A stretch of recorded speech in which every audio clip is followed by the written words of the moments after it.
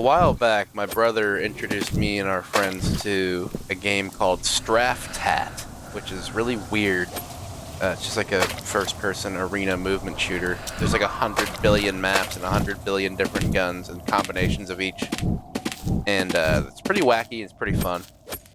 But I looked at the developer to see if they had any other games, and the only other game I could find that they had was called Babbdi. And maybe I'll make a video on Tat another time, but I'm making this video on Babbdi, which is a single-player game where you play as a person stuck in the town of Babbdi, and you have to escape via a train. But all the tickets are sold, and you have to get to the ticket store and get a ticket. So you have to spend the entire game traversing this entire town, which is like AI generated, it seems like. It's not actually AI generated, but I mean it feels like it's the layout is just insane. It's very clearly like a surrealist type environment. It's going for like an art style thing here. Of course, it has the low-bit graphics, as always, because I just can't look at any other games, apparently. Nothing that looks good. It has to look like it's been ran through a Game Boy. But you go through this town, and there's a touch of humor here and there. There's like little bits. All the sound effects are fucked up and weird, and it's very clearly done on purpose. It's like a joke. When you get an achievement, it pops up, and the achievement sound effect still has the fucking Audio Jungle preview sound effect in the audio.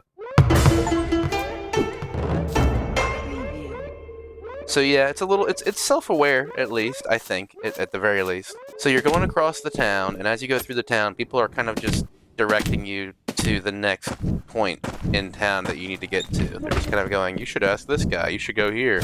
You should ask the train guy, he hands out the train tickets. No shit, Sherlock. But I mean, it's nice that it's kind of basically spelled out for you, otherwise you just get lost really easily, because you still can get lost really easily. So you go all the way across town, and there is a bat that you're given at the start that when you whack a wall, it knocks you away from the wall. So there's a bit of movement tech here, and I didn't find it until later, but there's a pickaxe that lets you literally climb absolutely anything, which is insane. Wait, what? No way. Oh, you're kidding. Had I just explored near the start a little bit more and taken my time, I would have found that, and then I would have gone to the roof of the highest building and found the helicopter tool, or whatever the fuck this thing is, and it would have made the game infinitely faster and easier. But that's not really the point. I think the point is just to kind of look at this game and appreciate how goofy and dumb and silly the thing is that they've made. I'm not even kidding when I say this game has better climbing than Idols of Ash. Which is crazy, because that's all that game was supposed to be doing. So you get to the train ticket dealer, and he's like, no tickets, we don't sell them anymore. Not we're sold out, like, no, we just don't sell them anymore. We just stopped right before you showed up. Like, that implies you still have them. I appreciate that, okay. And there's just a motorcycle here. You can pick it up, and you can use it, and you can ride it around. Dude, is this a fucking Indian Bobber Scout? Then you have to go back through the town with the motorcycle. You don't have to have the motorcycle, it's just faster that way. And go back to one of your neighbors in your original apartment complex who has died since you've left the house. And she had a train ticket, so she doesn't need it anymore. So you take hers, and then you leave. And the train station is smack dab in the middle of town, so you go to the train station and the game's over. I would be harsh on this game, but it's free. Like, literally, it's just free. It's goofy, it's silly, it's dumb, it has a kind of a surrealist, brutalist art style. There's some cool spaces, there's some interesting spaces. The movement items are kind of wacky and weird. There's motorcycles, helicopters, a bat you whack the wall with. It's alright, you know, it looks horrible, but it's free, so I mean, can I really credit it for that, you know?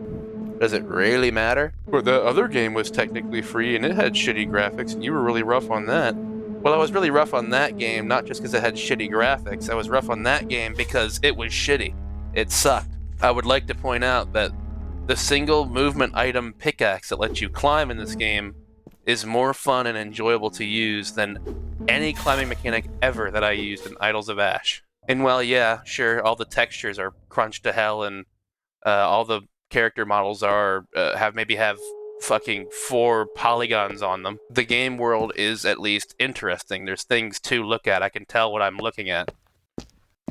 Rautial Tranil. Does my character have dyslexia?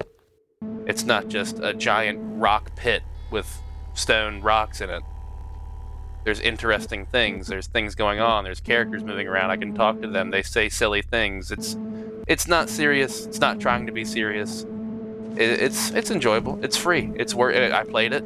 I went back and played it again after and tried to find some other objects and goofed around in it and killed all of 20 minutes or so. And it was funny. It was goofy. It was silly. It was enjoyable. Nothing to write home about, but I beat it. And I explored a little bit more in it, and I'm satisfied with that, and it was fun. 3 out of 5. Thanks for watching. Hello chat, this is my speedrun of Babbdi. Submitting this to speedrun.com.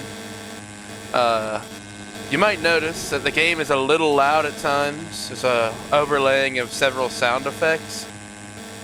But that's okay, that's just part of the soundscape. Really adds to the immersion.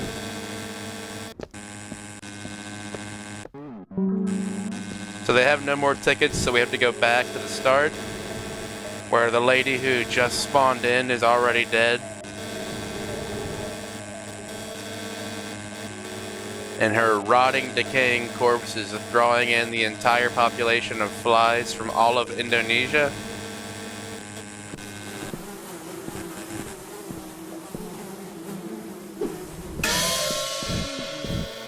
Yeah, I know those sound effects can be kind of loud and overbearing at times, but that's okay.